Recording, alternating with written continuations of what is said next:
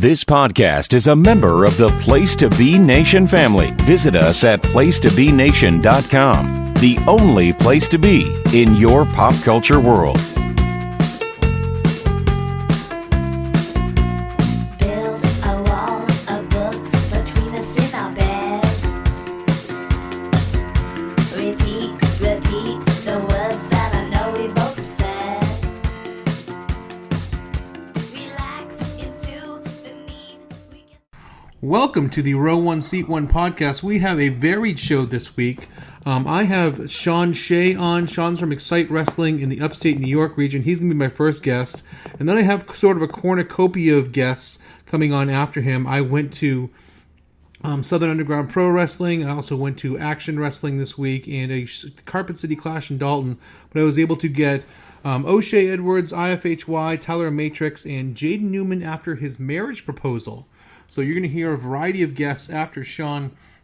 You're just going to kind of pop in here and there.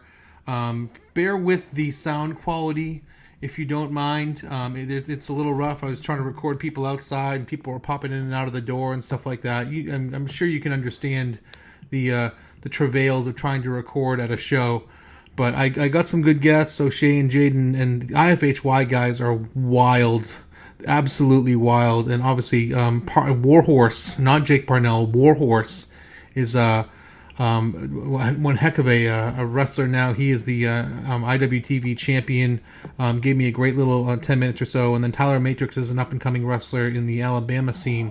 So some good guests. I was really proud of the guests we were able to get for the show. Each one of them is about anywhere between 5 and 10 minutes. So you'll kind of get a nice little little spurts here and there of some of the people you meet at Southern Underground Pro and some of the shows in and around the South. But I have Sean Shea on right now. Sean, welcome to the show. Hey Ben, thanks for having me. And you are involved in the upstate New York scene in wrestling. How is the scene up there right now? It seems to be growing. A lot of excitement. I know they're doing good things up in Rochester and Syracuse. Buffalo's really coming alive. But down here in Binghamton, we've been sort of chugging along for the last 7-8 years now with XCite, and we've got some, no pun intended, some really exciting things coming up over the next months and hopefully years. So, tell us your story. How did you fall in love with wrestling? How did you get involved in wrestling? What is your wrestling lore? My first memory of wrestling, I always say, is I had to have been very, very, very young. My parents must have put me asleep on the couch or something like that, and I sort of woke up, and my parents were watching what I now understand to be like an AWA show from the early '80s. So I'm deceptively old. And yet you're still a fan. You're watching AWA and you're still a fan. Well, it gets better because it was the I remember the walk-by T-shirt ads where like Greg Gagne would come out and show the High Flyers T-shirt, and like Buck Zumhoff would come out with his boom box, and I just remember my dad, who's a bit of a smartass, saying like, "Oh, well, Sean's arms are bigger than that guy," and I just laughed and fell asleep again, as it were. But that's like my first memory of wrestling is that, and then. Fast forward, must have been a year or two after that. Parents took me to WrestleMania. Oh, man. What? Yeah. Oh, my God. Yeah. I mean, my first show was WrestleMania. Oh, my God. I was like 5, so I remember it now, but I'm not sure if I remember it from having watched it a million times since then, as much as I do from having been there. But, my first show was WrestleMania 1. My God. First angle I remember, we had a great aunt who lived with us growing up, and we were watching Saturday morning, Saturday afternoon, whatever it was, and it was the incident where Paul Orndorff turned on Hulk Hogan and helped the Heenan family beat him up, and I just remember this old lady being disgusted. Like, how dare he do that to his friends? That's disgusting. And instantly, I'm in love with the heels. So it just became the coolest thing in the world. You were that kid. I realized I was the Piper kid. I fell for the Ultimate Warrior shtick of it all, but I think everybody did at that point. You were either a Hogan kid or a Warrior kid. I was decidedly a Warrior kid. And the day after WrestleMania 6, I walked around like a peacock around school. I was a Warrior kid. I was a Piper kid. Of everything, though, my favorite growing up was Kerry Von Erich, because we got World Class. Oh, man. So, and it was always on after school. You'd get home, and at 4 o'clock on ESPN, Legends of World Class was on. And here, I don't know that, like, David Von Erich's been dead for 5 years.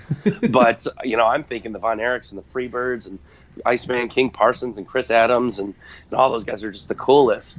And, then it was never really in great chronological order, because then you'd skip ahead and the Simpson brothers would be on. And it just blew my mind. Did you know their dad was bankrolling the whole thing? No. I was like, I didn't know that. I was this many years old when I found that out, apparently. I was today years old, yes. Yes, I was today years old. That's the thing. But I remember just being mind blown that there were white people from Africa. Like, and my mom was like, yeah, that happens. And I'm 6 years old.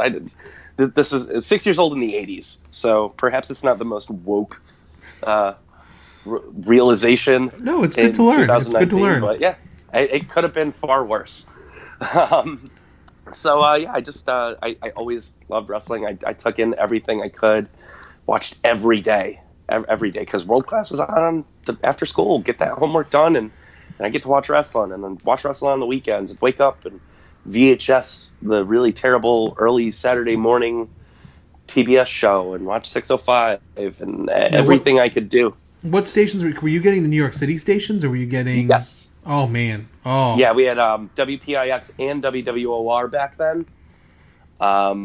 Those were both our Mets and Yankees affiliates too. So that's how we got all that. Were you getting the stuff out of Worcester too?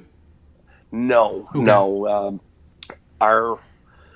Back then our Fox affiliate was out of New York City. Our CBS was out of Binghamton, so there really wasn't regional wrestling there.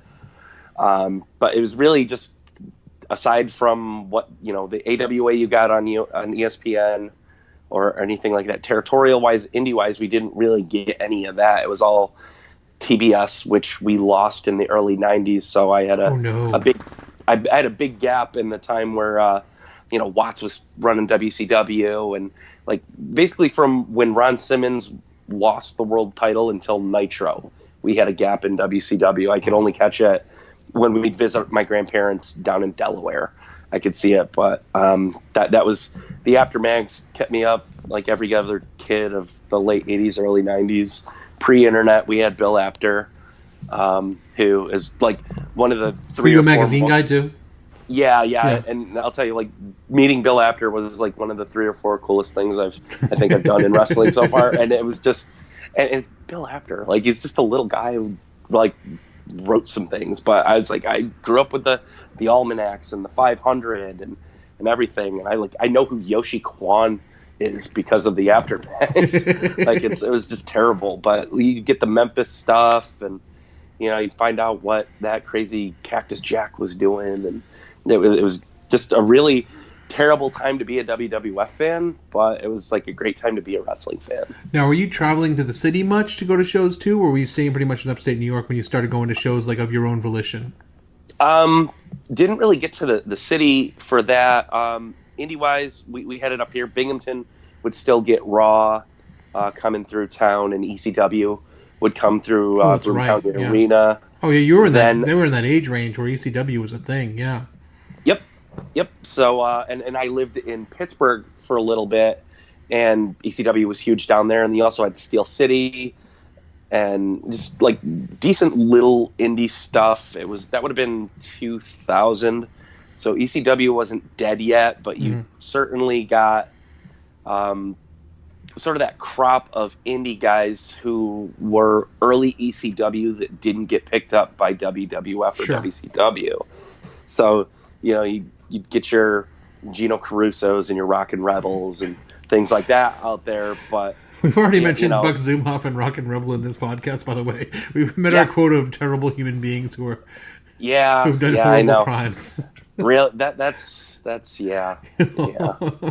I mean, if you want to talk mid 2000s, we could talk about that other awful guy. But yeah, let's hit bingo and hit Benoit. Yeah. yeah. There we go. I not saying I have fond memories of all these guys, but they occurred. Rebel was definitely a mainstay in the early part of my involvement in wrestling, just because if you were in the Northeast, he was on every show. It's because in Pennsylvania, he was the guy with the license. Oh, yeah. Oh, totally. So everybody was using Rebel's license, so he had to be there.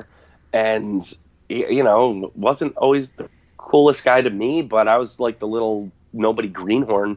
Like, the shows in Scranton that we were doing early on in my tenure, I think they're some of my favorite, but aside from surprisingly, just incredible, really cool dude. But every other name that came through there was just I have nightmare stories about.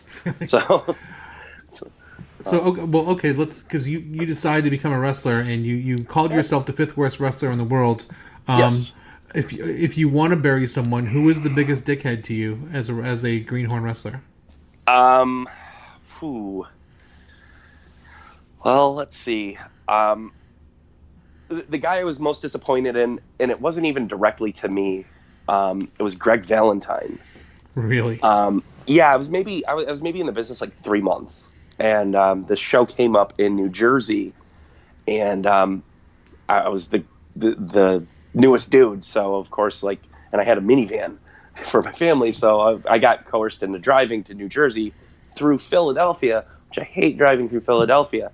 But they sold me because Greg Valentine was going to be there. And I'm like, Greg Valentine, Mark, this is going to be great. I'm going to meet Greg Valentine. It's going to be cool. Nikolai Volkov's going to be there. I'm probably going to have to see him naked, but I'm going to meet Greg Valentine. And yeah, Nikolai Volkov, notorious he's just a locker room dude. I'm sorry. It's not exactly secret in the business. Nikolai liked to sit around naked.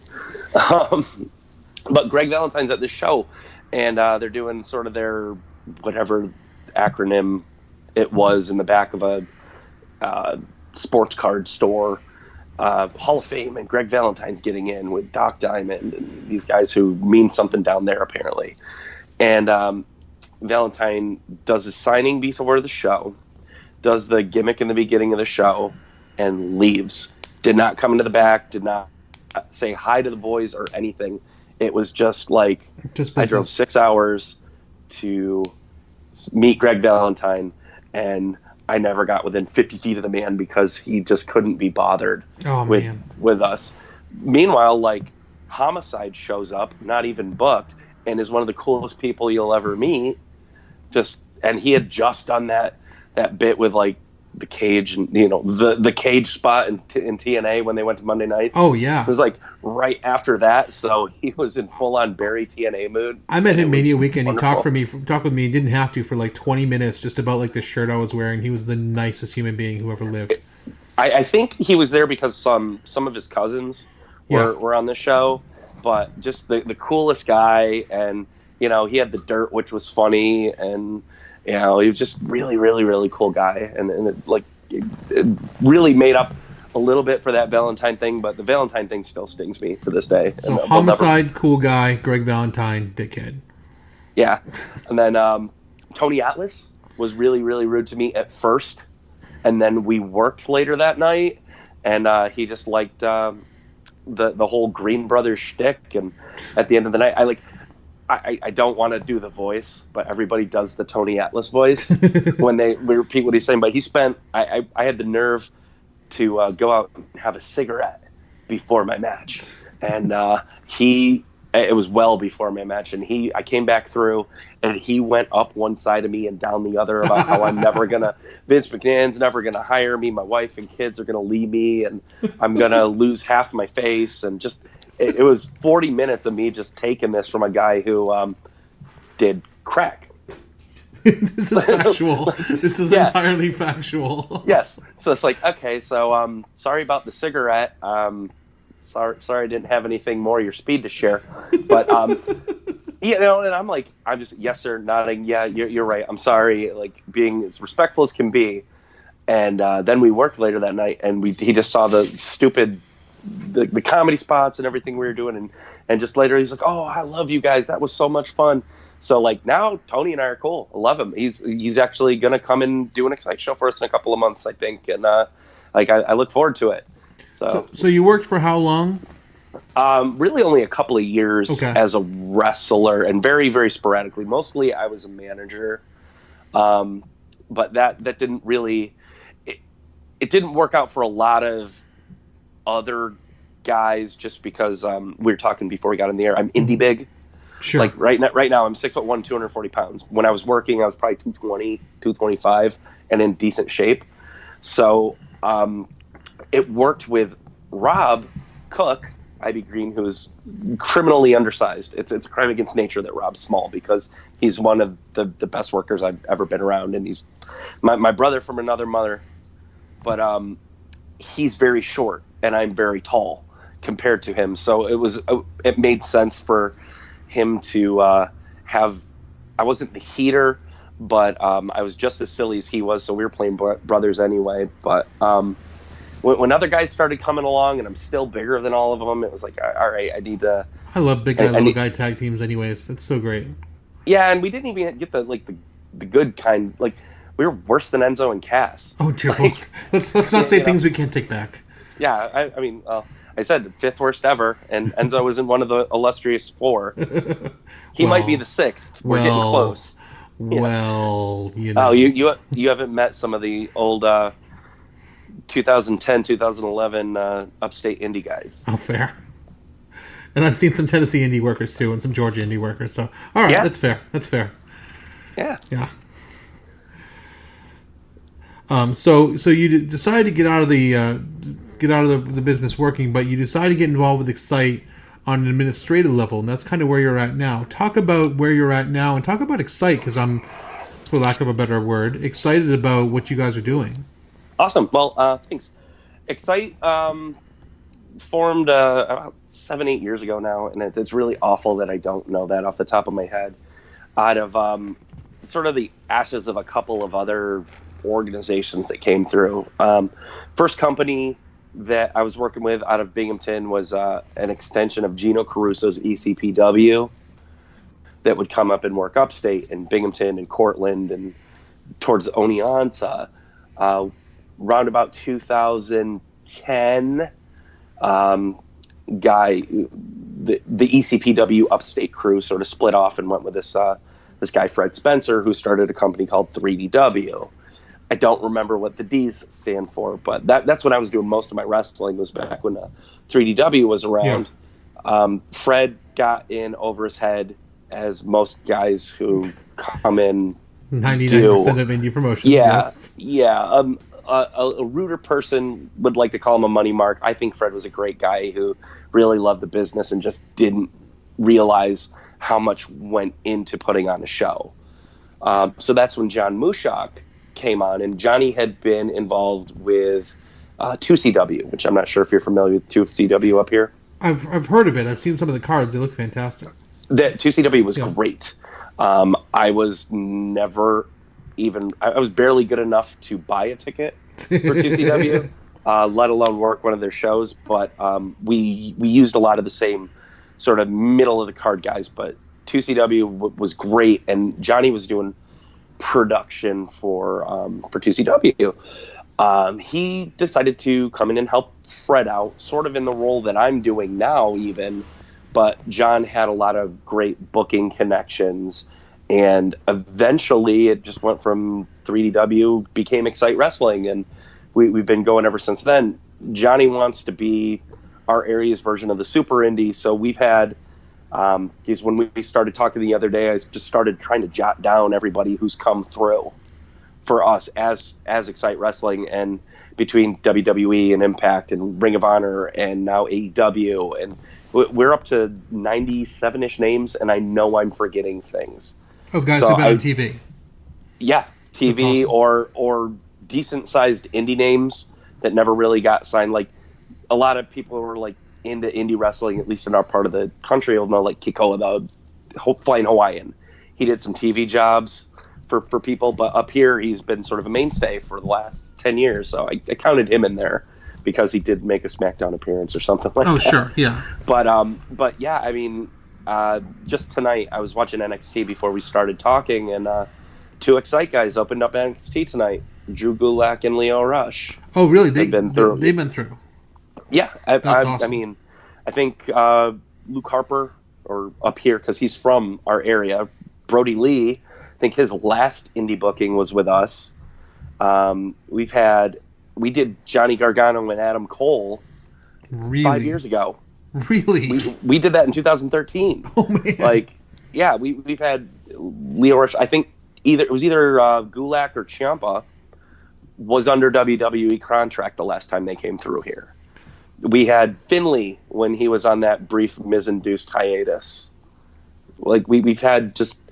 I've got NXT on in the background, and I just saw Keith Lee on there. We had Keith Lee. We've had Jeff Cobb. We've had any number of, names. And now that I'm getting more into the administrative end, and I'm seeing what's going into the booking and stuff, and I got to figure out how we're going to afford to pay for people for flights and things like that. Like, I'm seeing all these guys. Like, you put me onto Warhorse. Man, I'd love to work with that guy. Oh, he's great. Chris Bay is blowing up all over wrestling Twitter right now. He got a GCW booking. He's killing it. Yeah, he's out west though. I'm like, oh man, how can I get him out here? Like, it'd be simple for me to just like say, hey, I'm going to pay for your flight, and we're going to give you X amount of dollars, and then put you back on a flight to Vegas or wherever you're from. So you're not the indie that's like, we're going to get an old name and we're going to run a couple of the super indie. You're basically trying to be like, are you modeling after PWG? Or are you modeling after like what's your model basically? I think that's a great question, and I'm very new to my position here. Mm-hmm. So I know XCite's done some whatever iteration. I think it's independentwrestling.tv now. Like, I know we've done Powerbomb and everything like that. Like, we've done... Well, used to be Powerbomb, now it's at WTV. Yeah, and we've done Twitch, and we've done all these things. And to me now, where I'm at with our new venue, which I think I breezed right through, we've got a new venue. That's our permanent venue. We're going to be there all the time. So now I know how many seats I have to fill every month. And with that, I feel like the PWG model is great because you can bring people in, but you can also still bring in that name. In February, we're bringing in the Rock and Roll Express. It's amazing. And that was a booking before they won their NWA Tag Team Championships, by the way. Bonus. I was like, just coming out of their New Japan booking, I was like, man, I really want to do Ricky and Robert. Let's do it. So we booked them for February. So we are going to bring in who they some of working? Those classic names. We haven't released that yet, fair. I don't know if we're going to bring in another team or if we're going to give some of our kids, our students, or our established names a chance to get in there. And the only way that our students and our local workers are going to get better are working with people who are better. And who's better at tag team wrestling than Ricky and Robert? Literally no one.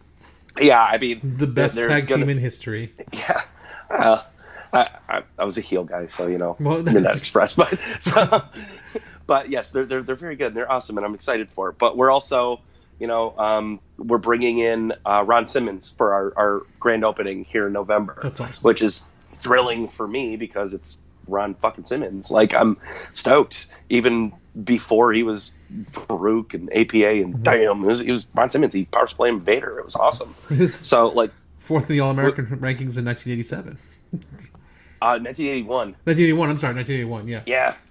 Yep. The local bar here, sidetrack, had a poster of the 1981 Heisman candidate class, and if you can ever get a look at Jim McMahon from back then, who went to BYU, by the way. Yes. Let's let that soak in for a second. Yep. He looks like Napoleon Dynamite. So, but it was a big kick for us as wrestling fans being right there. That's where we'd hang out at the bar, right by the Ron Simmons poster. Amazing. So I would call it. So like, I'm still trying to get my hands on that poster because the bar had changed hands. And being a musician, I've been in touch with every club owner in our region. So I'm like, every time I see the guy, I'm like, hey, do you still have that Heisman poster? I really want it. And now I really, really want it. So, yeah. So going back to your question about like what the model is, PWG for sure, just because like how successful are they? They have the plan where they have X amount of seats and they sell out every time they go on sale. I want to do that. I want to know that I've got 350, 450, whatever our capacity ends up being once our production is set up. So we're still a work in progress there, but I'm thinking we're going to be close to 400 to 450, and I want to be able to sell that out every month.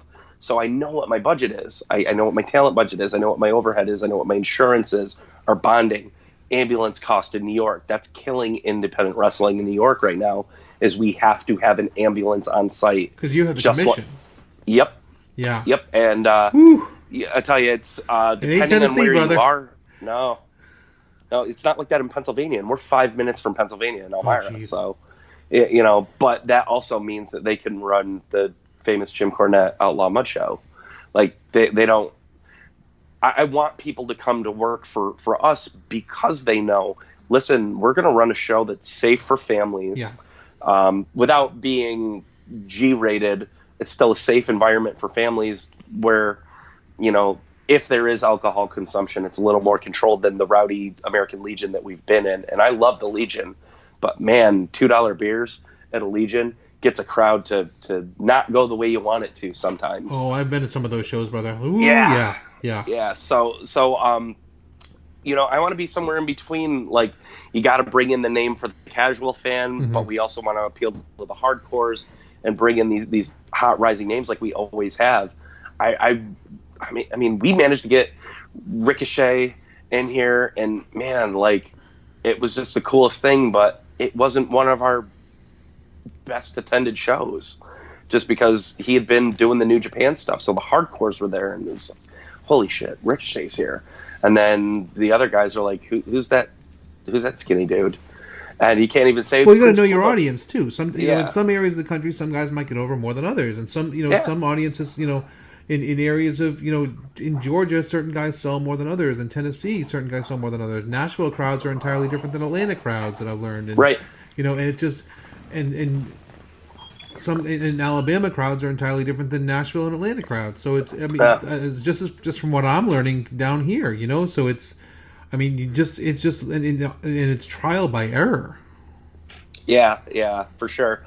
So hopefully I'm good at my job. Yeah. Talk about the venue too, because you told me a little bit about the venue and it's really unique.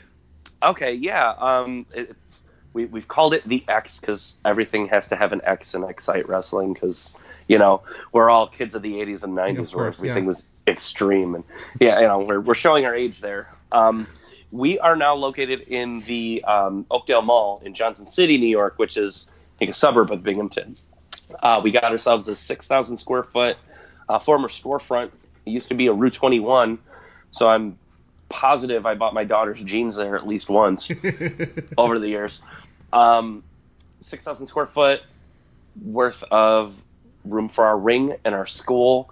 We're going to be able to set up the infrastructure to not only host our live events, but record if we want to go the streaming route, which, that's an argument we're having internally. I'd rather not stream and try to get people to come in and make showing up for the show and seeing it live that priority, become a destination. Sure. Like, you just went to SCI. Like, I've been hearing SCI about actually streamed.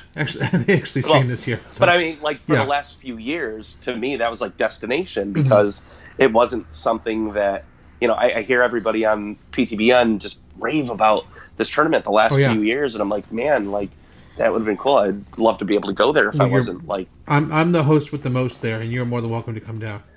Now that I can write it off, I can probably justify the trip. So there are benefits to being in my position now. This is true. Everything's a write-off. This is true. But I want XCite to be a destination venue, especially if we're going to be bringing in great talent. On the back end, I also understand that, streaming is sort of what everybody else is doing right now, from apparently Scenic City now to AIW and Black Label Pro, and everybody's doing it. So do we have to stay on that path to remain relevant in our marketplace? I don't have the answer to that right now, but I'm actively learning.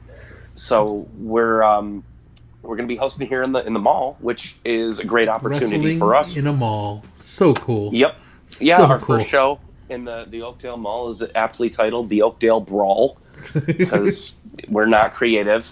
It's going to be November 2nd at let's see, Doors open for the Ron Simmons meet and greet at 5. I think our show time is going to be 6:30, which in upstate booking would say like 7:30. But we actually, now that the ambulance thing has become an issue, shows are starting on time because you got to pay the ambulance by the hour. So yeah.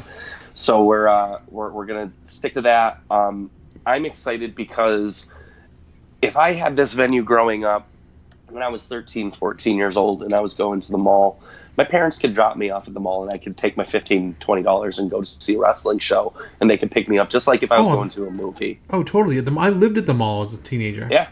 I'm so jealous.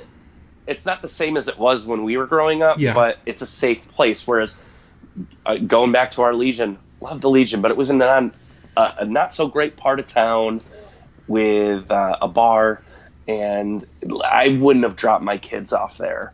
But now 13, 14, 15, 16-year-old guys and girls can just go to the mall, and hopefully they'll see our posters and want to come. And that'd be great. We're opening ourselves up to a whole new audience that way. It's also easy to get to off the highway. It's right off Interstate 86. So you get off 86 and you're right there. You don't have to drive through town and worry about traffic lights and one-way streets or anything like that. You just go to the mall. So we're close to the airport. It's the opportunities for us here in this new venue are really endless. We opened our school back up on Sunday. That's been great. We got great new interest because of the visibility that the community's given us. It's been kind of a big deal on the local news and the newspapers and the radio stations and things like that down there. So we got first crop. I was there first day. Since it's an hour away from me, I'm not there every day for training, especially not being an office guy. Yeah. But still, it was exciting for me to see 5 new faces, which wasn't too shabby, and actually not bad for a class. Yeah. No, and especially not with the 7 existing that made it that day, and we're missing maybe 5, 6 of our kids that day, or the local guys who come in and work out in our ring. So it ended up being a really great success, and I got so excited that I actually got my old fat ass in the ring and rolled around for a while. And I'll tell you, did you learn your lesson? No, I'm a little sore, but we used to use ropes, and now they're using cable. And boy, do I remember now why I hate cables. I want the ropes. I don't have the bruising. Oh, I just see Isaiah Scott, Shane Strickland, XCite guy. Cool. Yeah, we're all over the place. I'm sure if I flipped over to AEW right now, I'd be seeing at least one of our guys on there. It's Guevara and Dustin and Jericho right now. Yeah, it's. I'm behind, but we brought Sonny Kiss in last year. We brought Chuck Taylor's been there quite a few times. They just did a vignette for Chuck and Trent. Yeah. Yep, we had Chuck Taylor in quite a bit for a while. Chuck's great. For some reason, I like Chuck. For some reason, we never got Trent in, which really surprises me because I think he's from upstate. No. So I don't know how we ever missed the boat on that, but I'm pretty sure Roppongi Vice or something got in the way of that. Busy guy, very busy guy. So let's plug the social media. If people want to buy tickets, if people want to go to the show, you're not streaming at the moment, right? Are you on IWTV right now? I believe we have a couple of shows that have been on there. But you're not streaming live.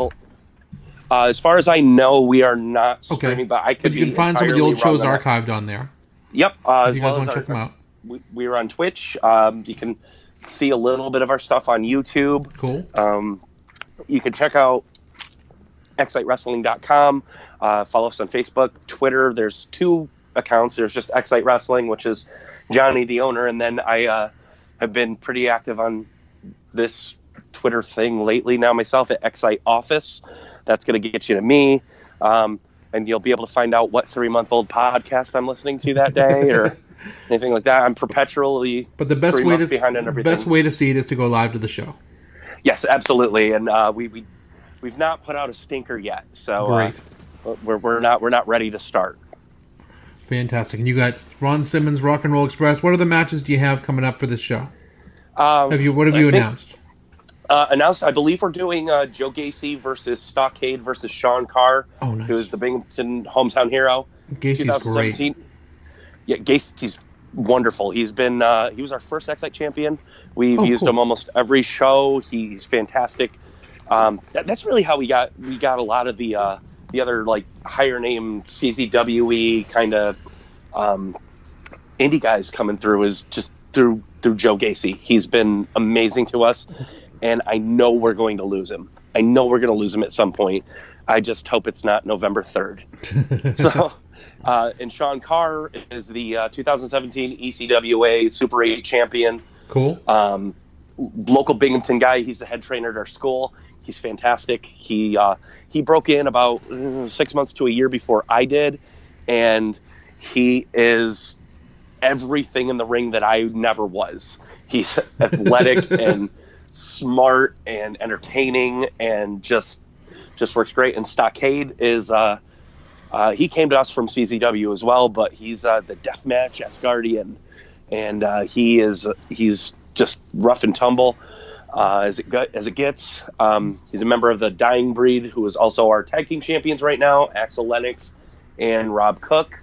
The Dying Breed, I think we may be seeing them with Coast to Coast from Ring of Honor. Oh, cool. I could be wrong on that because they just got the titles from Coast to Coast at our last show, so I don't know if we're doing the rematch just yet. But yeah, it's I'm so deep in insurance paperwork and bonding, and now I'm trying to. Fair. I tell you, You'll see a hell of a show. You'll see a hell of a show. Yeah, it's gonna.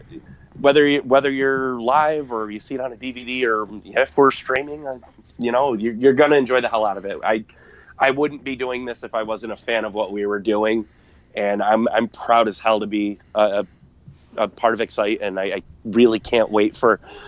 We're locked in this lease for at least a year, so I got a year's worth of shows to put together, and hopefully I do a decent job. Fantastic, Sean. Thank you so much. Thanks for coming on the show, man. Hey, thanks for having me, Ben. It's Thanks. been truly my pleasure.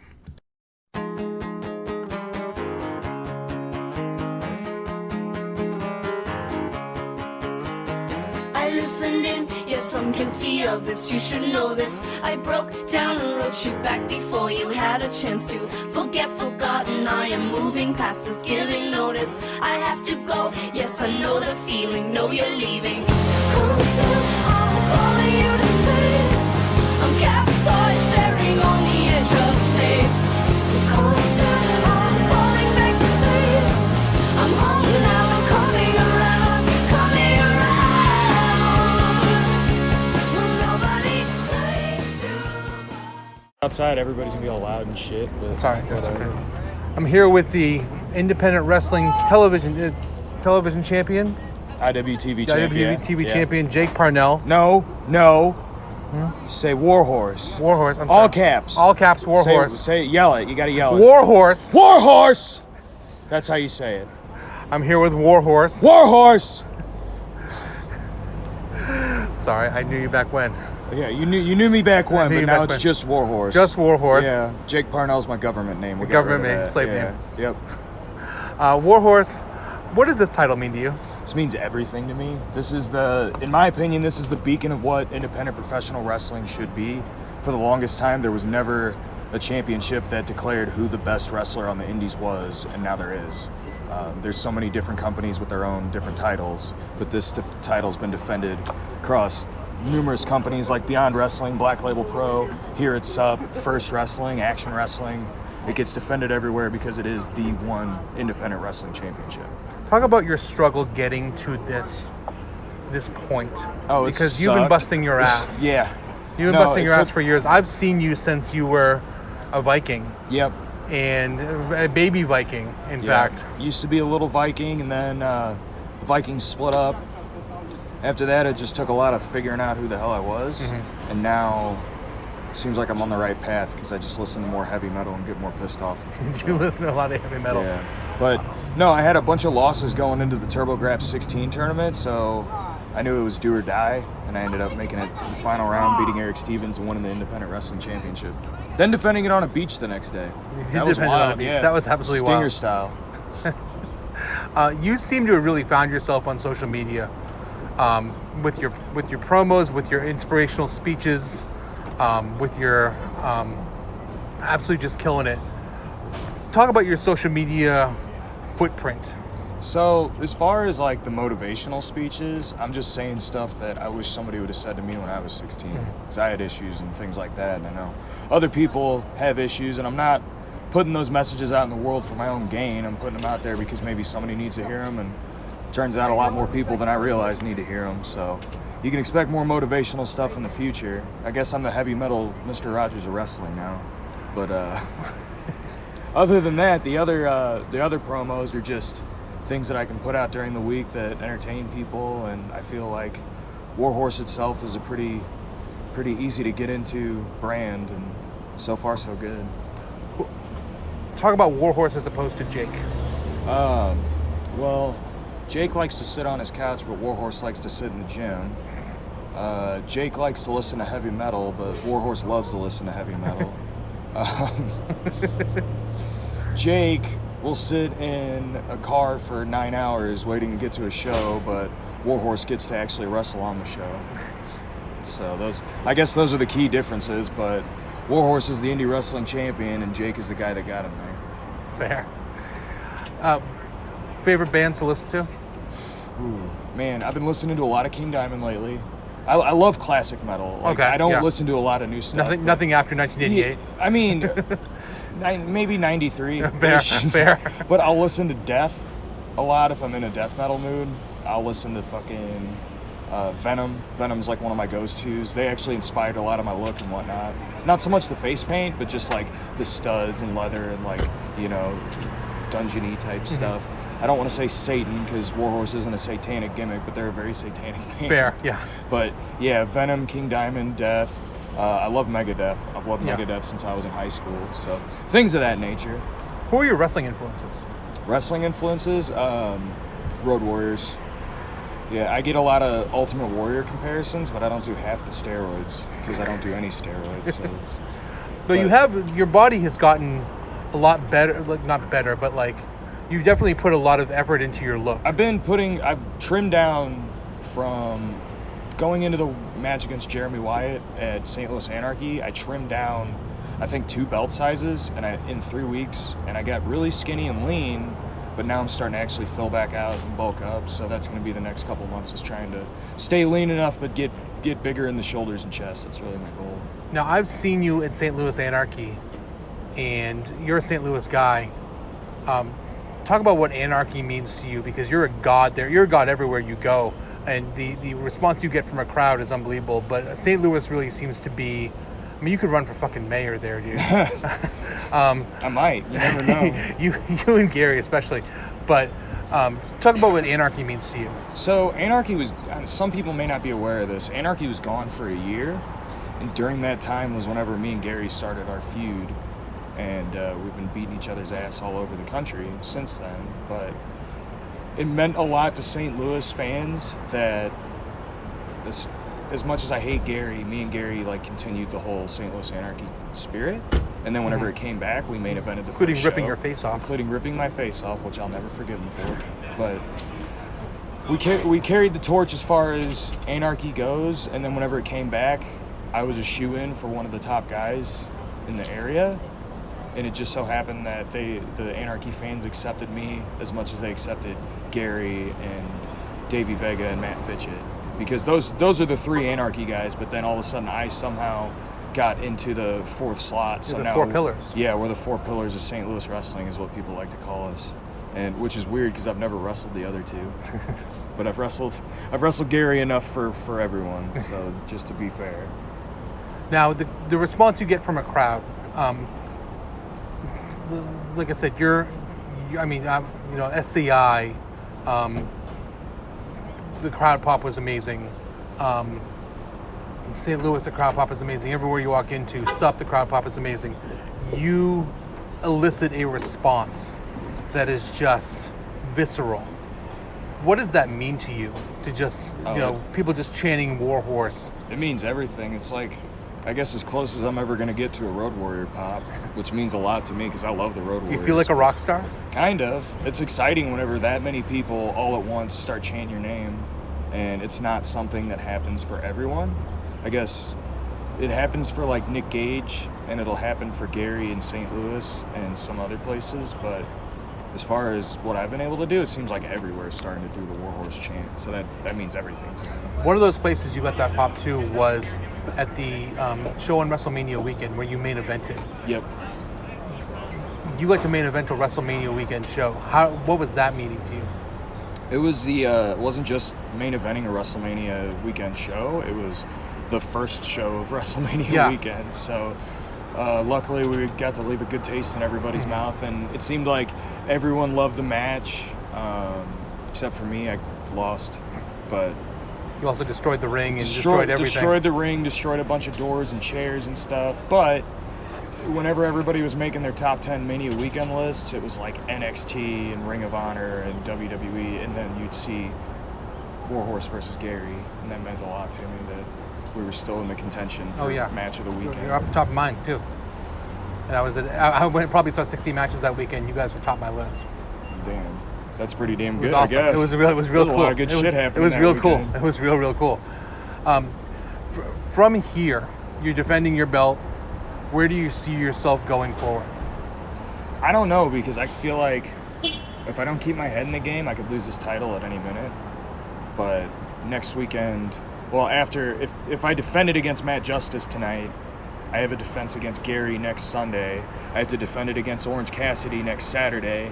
His nameplate's still on the title, so it's a matter of I can't call myself champion until his name is off this belt, in my opinion. Whether he's going to AEW or not, his name needs to be off this belt, and I need to be the one to take it off.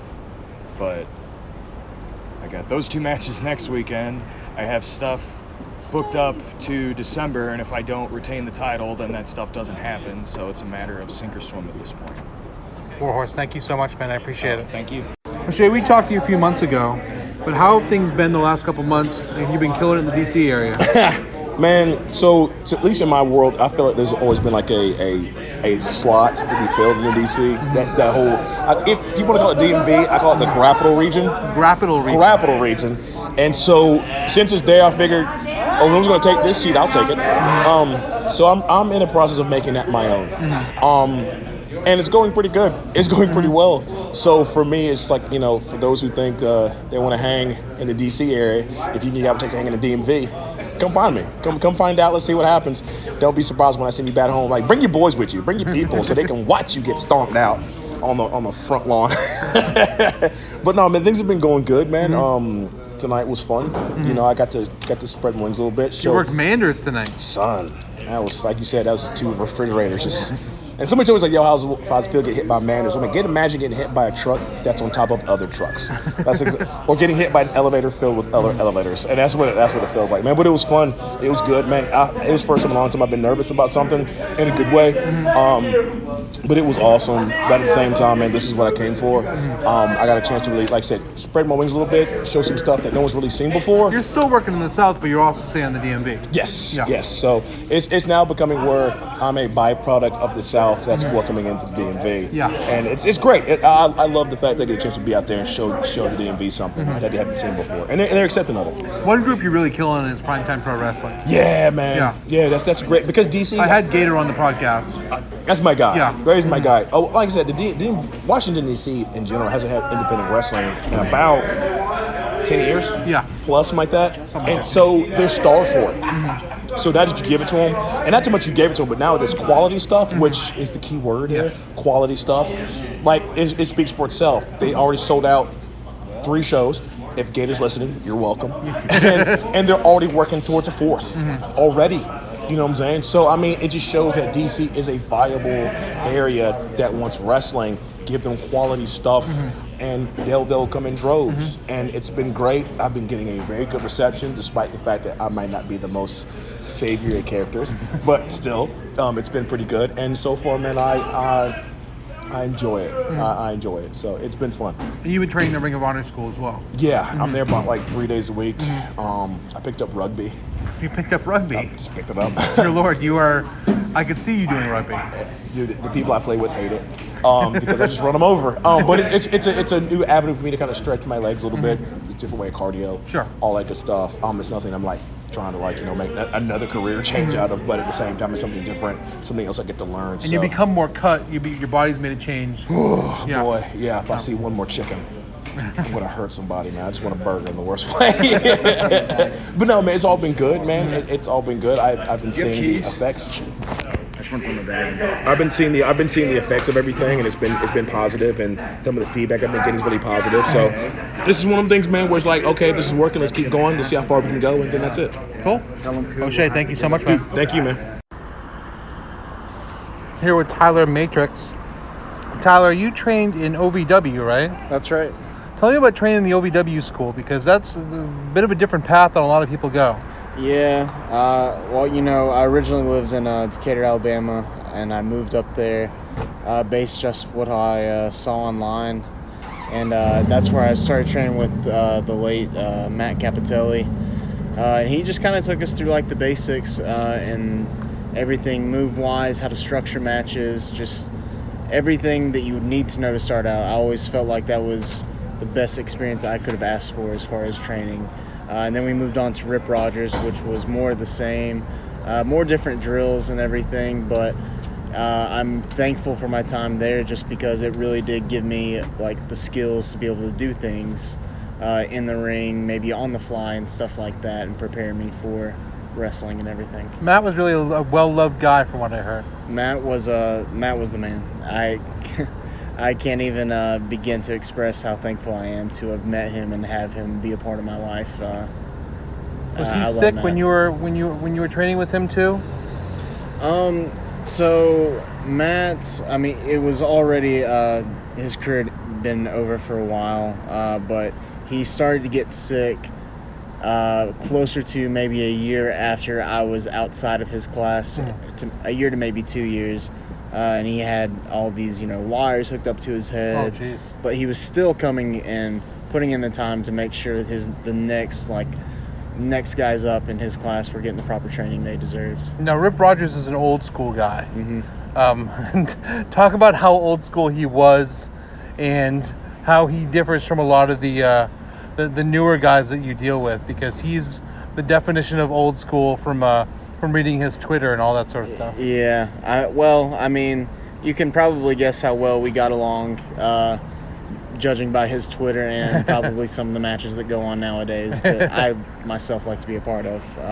Leg slaps, dives, all that stuff. Those are all the things that I saw working for plenty of other guys getting over in matches. Rip just didn't agree. But I mean, he's still, regardless of any of that, he's still a great mind in the business. Who else was training there when you were training there? Worker-wise? Yeah. At the time, when I first started, Matt, Dan Matha in NXT. Okay. He just shipped off for NXT maybe 2 weeks after I'd been there. At the time, there were still guys like mainstays in OVW for a while, like Chris Silvio, Adam Revolver, Eddie Diamond. And besides that, I've met plenty of guys through there. It's the first place I met Brian Pillman Jr. During his time. Besides that, it's Corey Storm, who's also on the Indies at the moment. It's where I actually met the majority of the guys that I hit the road with, like Kevin Giza, Logan James, Adam Slade, Luke Gibson. That's, if anything, OVW helped start that carload for us. Now, did you decide to start your career up there, or did you decide to come back to Alabama from there and kind of start your career? Because I've known you in the South, and you've been killing it down here. Well, at the time, like I said, what got me back into wrestling was I was watching TV when I was still living in Alabama, and I just, career-wise, didn't have anything that really interested me, and so I saw like Punk on TV, wrestling on Raw at the time. I just, Because you're a younger guy. Yeah. How old are you? It was, I'm 26 Jeez, now. I hate you. It was like, I think Punk versus The Shield, so then I start looking to see, like, all the guys that are on TV right now. Punk, Orton, Cena at the time, Lesnar, like, where did they train? And that's what got me into it, because at the time, I'll be honest, I had no knowledge of indie wrestling whatsoever. It was WWE and TNA. So that's what prompted me to move up to Louisville from there. Now, you really started to establish yourself in the South. Was New South really where you got yourself started, or would you find other places in Alabama? Because I've gotten to know you through New South, and goddamn, you have a rooting section there. Talk about kind of how you establish yourself in the South. Yeah, I actually, the funny thing about New South was I talked about, moving up to OVW in training because there was nowhere that I knew of to train in the South to get started. So after I'd been up in Louisville for 2 years, I got a message from Dump Sanders, New South, and asking if I really was from Decatur, Alabama, because unknown to me, New South has been running 10 minutes from where I grew up my entire life, and I just had no idea.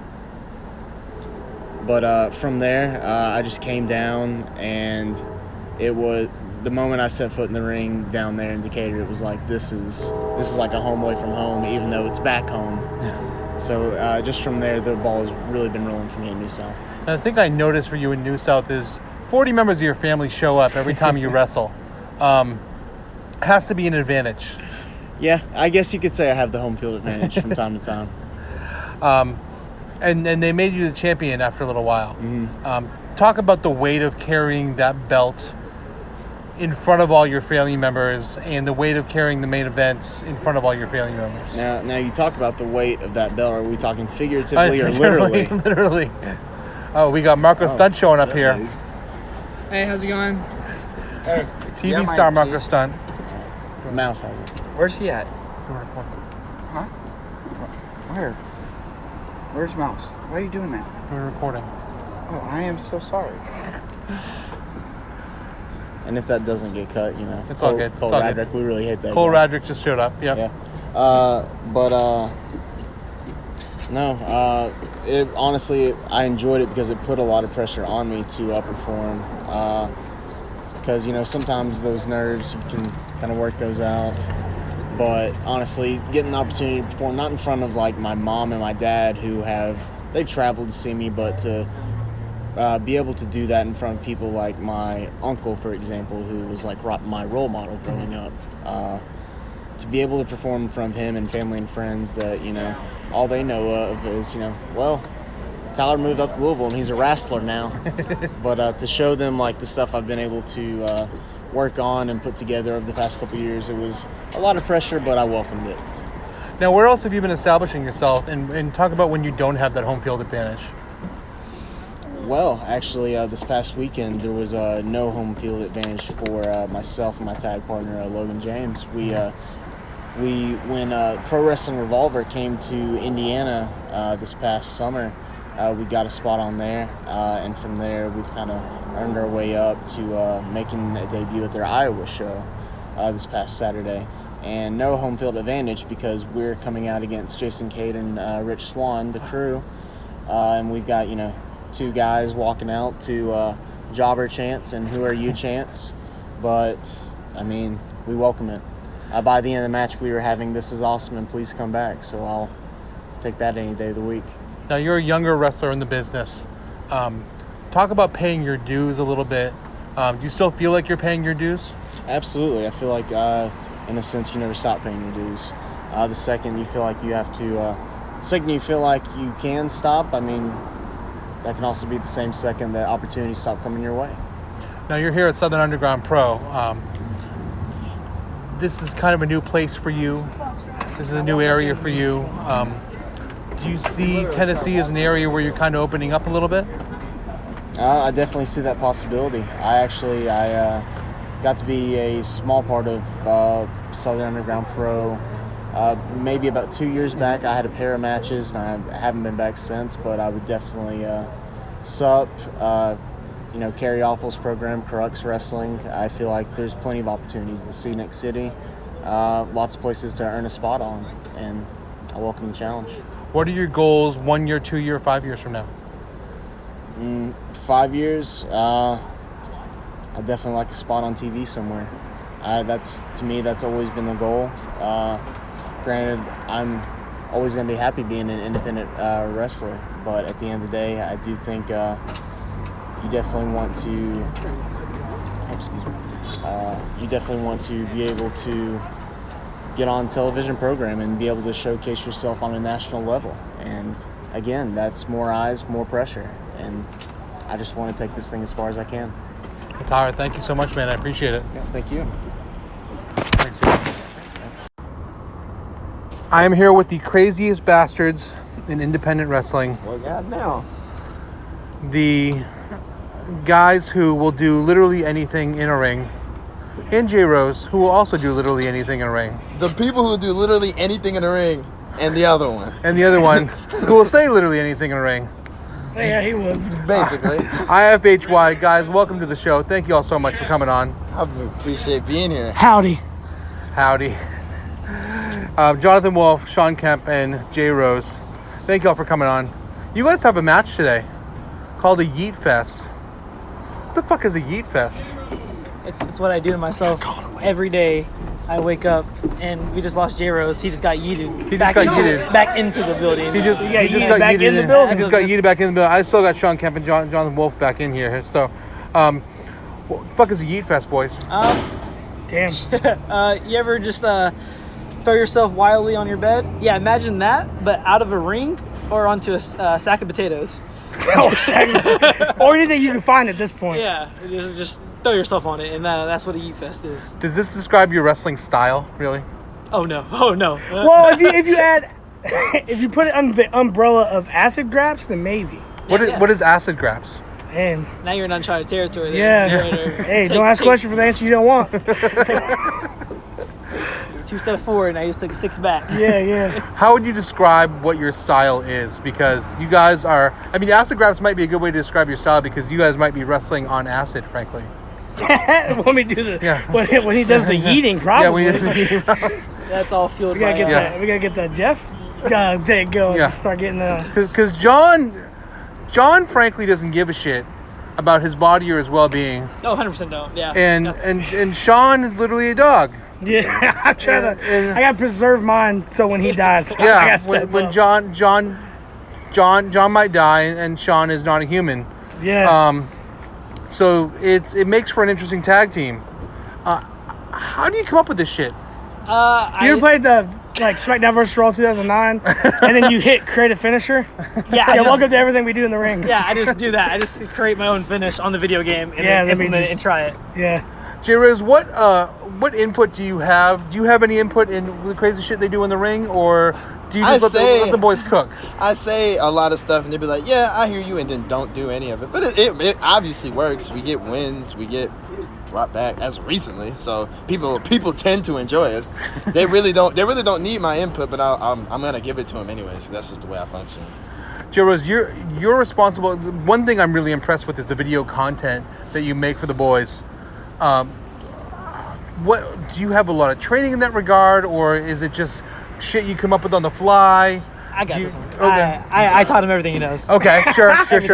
Went to IT school, 6 years. Harvard. What IT school? You went to Harvard? ITT Tech. To Harvard. ITT Tech. Yeah. Where'd you stay? Where'd you stay in Harvard? What? Dorm 62. Dorm 62. How about them apples? Yeah. Washington stayed there. I am a film school dropout. Okay. So. I now have my associate's degree in business administration, so if anybody out there wants to give me a job, I'm out. He was in Cambridge. Cambridge. You just literally looked up Cambridge. No, I didn't. You just No, you can't prove it. You just Googled Show me the it. video. You just Googled Show me it. the video evidence right now. Yeah, Sean just literally looked up the name of the town on his phone that Harvard was in. You never heard of Calvin Cambridge? Calvin like Mike? Like Mike? You went to Harvard with the cat from Like Mike. Word. They know about where I went. Word. Yeah.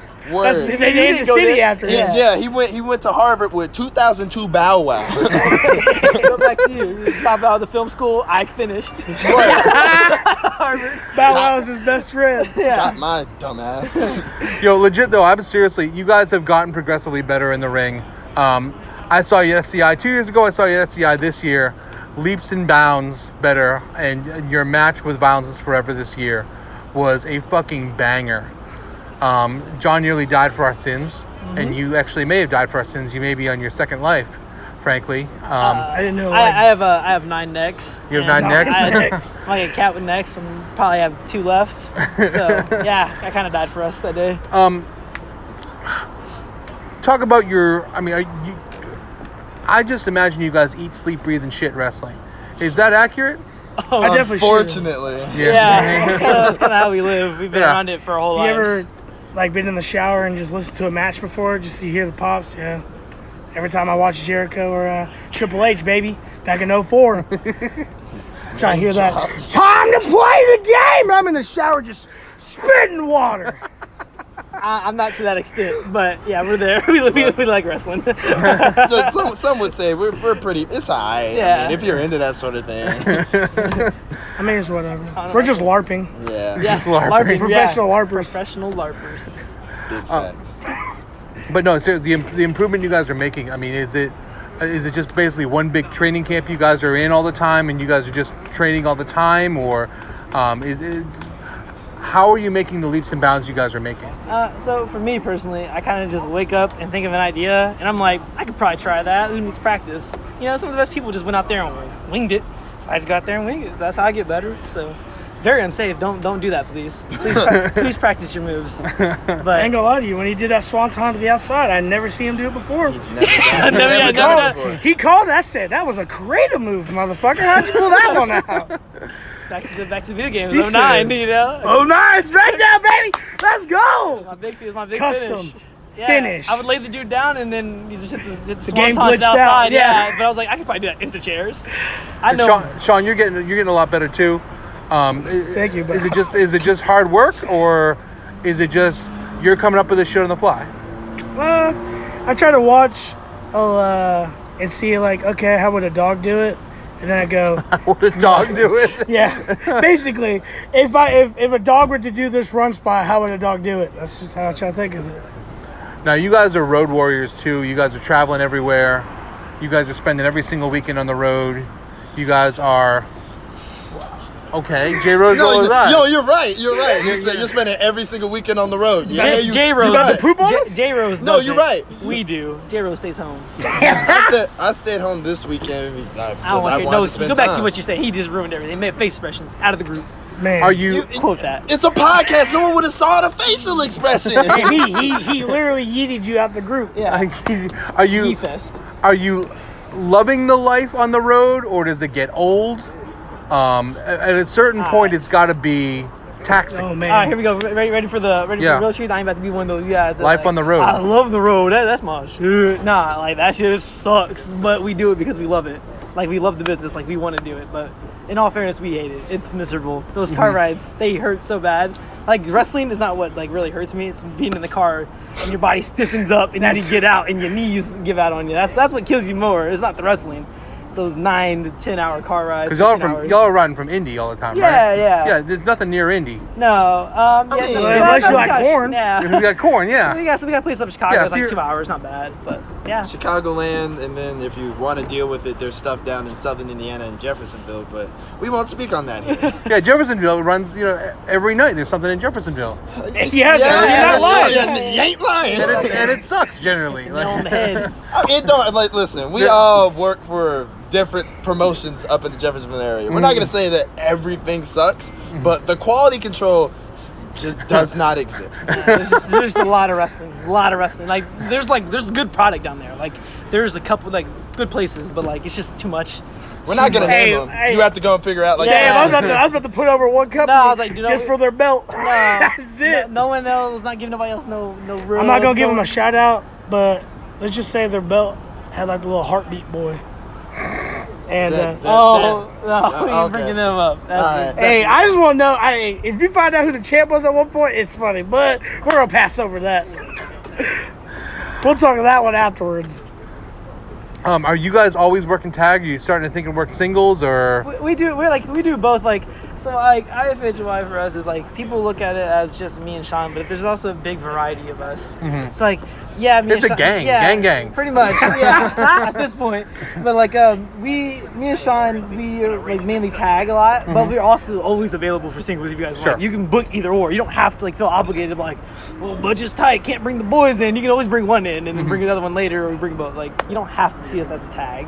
You don't want to, but we are mainly a tag. Now, I saw you have a breakout match 2 weeks ago against AJ Gray. Mm-hmm. What did that match mean to you? How do you think you did? It meant a lot to me because there was like a lot of eyes there on the whole thing. So like I wanted to go out there and do my best, and I felt like me and AJ gave a really, really solid match for me being a replacement. I felt like it was really good for what it was. And Sean, talk about some of the matches you've been having too. Well, I had this thumb wrestling match last night. And, I lost, but it's all right. We pick up next week. We'll try again. I've been doing a lot of thumb crunches. Listen, he won't give himself the credit, but like Sean is growing as a performer each and every single day. Both of them are as individuals, and what Jonathan said is true. We are a unit, but we are individuals in a unit. Sean literally just invented I was out. I don't know if we already talked about it. He came up with a wrestling move that none of us have ever seen before. You want to talk about it, Sean? Yeah. Talk about your move. So talk about the backstory. We go back to 2009 SmackDown vs. Raw. I picked old boy up for a burning hammer. I said, you know what? I do a pedigree. I'm going to catch him with it on the way down. So I went out there and I tried it for the first time. I ain't going to lie to nobody. I took Jonathan's way. Jonathan said, hey, just try it. I said, all right. That's some SmackDown vs. Raw shit right there. Yeah, I'm telling you. I said, finalize. And I said, all right. I got to add to my moveset. That's ABCBA right there.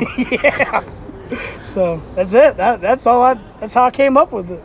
I picked him up on my shoulder and said, damn, I can really do that. There it is. And then he did it. And I did it. J. Rose, you are everywhere and anywhere, and you are the human Swiss Army knife. Yep, that's what people have started to call me. A nickname that I did not come up with. I just thought of it, but I guess other people are thinking of it too. What are you enjoying the most? Are you enjoying the ring announcing? Are you enjoying the camera work? Are you enjoying the sound stuff? Are you enjoying genuinely, I enjoy every single part of it. I've really been enjoying as of recently. That's a kiss-ass answer. No. He likes Can him I better. finish? He likes him better. Okay. I love all of it.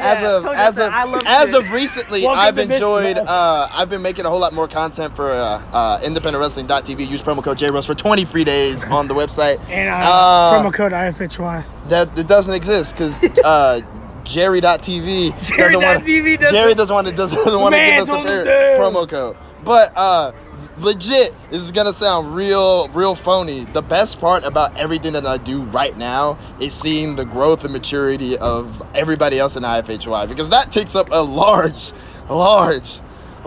portion of my time. And like at some points, in full transparency, it was like, damn, are we ever gonna catch a break? And now for everyone, it seems to happen. Tyler Matrix just did Pro Wrestling Revolver. Jonathan had his Black Label Pro. Sean is creating new moves every fucking day. Ali is getting all sorts of travel. She was just in King of Trios, yesterday? 2 days ago? Cole got booked for WrestleMania in September. And Billy and Alice, for as young as they are doing some incredible things. That's the sort of shit that I like to see. The growth and maturation of the group. As long as they make it, I'll be Gucci, man. That's what it's all about. It's about us, not about me. And thank you, Miss Indiana. We'll be crowning Miss Universe next. Thank you for that response. Hey, bro. That's a good place to stop. I look good in a tiara. That's a good place to stop. Thank you, boys. No problem. Thank you. I'm here with Jaden Newman. It's a little bit noisy, but Jaden, tell us what you did tonight. So tonight I proposed to my girlfriend, and luckily she said yes. And you also won a wrestling match. I did. So I guess it wasn't too bad of a night. Fucking beat the brakes off Alan Angels. Fucking dope. Go in detail about how you proposed, what went into the idea, the whole process. So essentially I had this idea a few months back. Whenever I was asking her parents for permission, her dad is a graphic designer who's done a few of my shirts. So I had kind of pitched the idea to him of doing a t-shirt of like a drawing of me and her together as I'm proposing to her. And sadly he wasn't able to do it, but luckily one of my other design guys came in clutch. So the design came together, literally got the shirts yesterday. I got them picked up, so I was nervous about that. Had the ring for about a month now, and whenever it all just came together, man, the plan came together, and that's pretty much it. So I'm coming home an engaged man. Cheyenne, Yeah. how surprised were you? I was shook. You were shook. I was shook. Did you have any idea whatsoever? No, not that it would happen today. Did you think it was going to happen at some point? At some point, yeah. I expected Christmas. We've already talked. I know you don't like that. So you're an engaged woman now. I'm a fucking Newman. You're going to be a Newman. It's pretty cool. Any idea about the wedding? Have you already started thinking about it? No wedding. No wedding? No wedding? Courthouse, big reception. That's right, big party. Let everyone get fucked up while people watch. Well, congratulations to you both, guys. I'm proud of you. Guests on there. Enjoy wrestling weekend. Try to do a triple shot if you can. Try to go on long trips if you can. We might not have a show this coming week because I'll be going to Disney for the week, bringing my daughter. I still haven't told her. We're still trying to figure out a way to break it to her. We're probably just going to tell her in the car, hey, we're going to Disney. So maybe don't expect a show this week. Let's talk about Place to Be Nation. First off, check out our weekly shows. The hard-traveling fanboys go off the page and kick off their annual Walking Dead month with a discussion of Fear the Walking Dead Season 4, Episode 1. As we're in October, Scott continues his look at the classic Universal monsters in the latest edition of Pop Goes the Classics with 1931's Frankenstein. DC4U kicks off a month of DC Comics' best horror offerings with a list of Russell and Todd's favorite scary DC stories, plus a look at the Keanu Reeves Constantine film from 2005. This week in the NFL hits weekly as well, with Roger and Johnny recapping the last set of games and previewing the upcoming weekend batch. Kevin and Mary host a brother-sister rewatch. On episode 19, they bring you The Office Season 3, episodes 9 and 10. On Laugh-In Theater number 12, Andy welcomes David Sunday to watch So I Married an Axe Murderer. On the PTB and e-ticket attraction, Jason welcomes Andy to discuss the other theme park in Orlando, Universal Studios Florida. I'll be going to Disney World and Animal Kingdom, so we will not be hitting Universal Studios. That's enough with the 6-year-olds. And then he'll be joined by Starla Marie Locke to recap Universal's Halloween Horror Nights. She's a little too young for Halloween Horror Nights. She gets scared very easily. The greatest song of the 80s tournament concluded with Sweet Child of Mine winning the tournament. We'll be announcing our next tournament on the Next Place to Be podcast on October 14th, so stay tuned. Check out a brand new podcast feed brought to you by our very own Jennifer Smith. The Jenny Position can be found on Podbean, iTunes, and your favorite podcatcher app. It'll be home of Geek and Sassy, Talkin' Pop, Freak Out Drive-In, and lots of other fun new content. For October, Place to Be Nation's hosting our first ever Halloween movie challenge. We'll be giving you suggestions on what movies you should watch leading up to All Hallows Eve, which is an awesome Typo Negative song, by the way. When you do, go on social media and let us know by using the hashtag PTBN Halloween Movie Challenge. But why stop there? Every time you watch a scary or silly horror movie or special, let us know and we add it to our list. On the wrestling feed, Chris and Devin are back to break down the latest pay-per-view Hell in a Cell, which I heard was a doozy. On the Place to Be podcast, JT and Scott begin a new decade as Steve Bennett joins them for the 11590 MSG House Show. On the latest Place to Be Extreme 3-Way Dance, JT, John, and Jenny continue their ECW adventure with When Worlds Collide. On Main Event 134, Scott, Nate, and Steve preview the Wednesday Night War between AEW and NXT, plus a New Japan Classic match pick.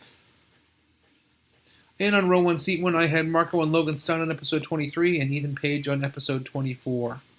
Don't forget to check out PlaceToBeNation.com. Each and every day we have new voices and fresh takes, bringing you articles from the worlds of wrestling, sports, and pop culture. But then we have veteran columns like Glenn's Weekly Walk on Wednesday. For college football fans, Scott Criscolo and Logan Crossland have their campus hot takes, looking at the biggest matchups for college football every Tuesday afternoon. And if you're doing online shopping at Amazon.com, be sure to click on the Amazon banner on the right side of Place to Be Nation's homepage using PlaceToBeNation/Amazon.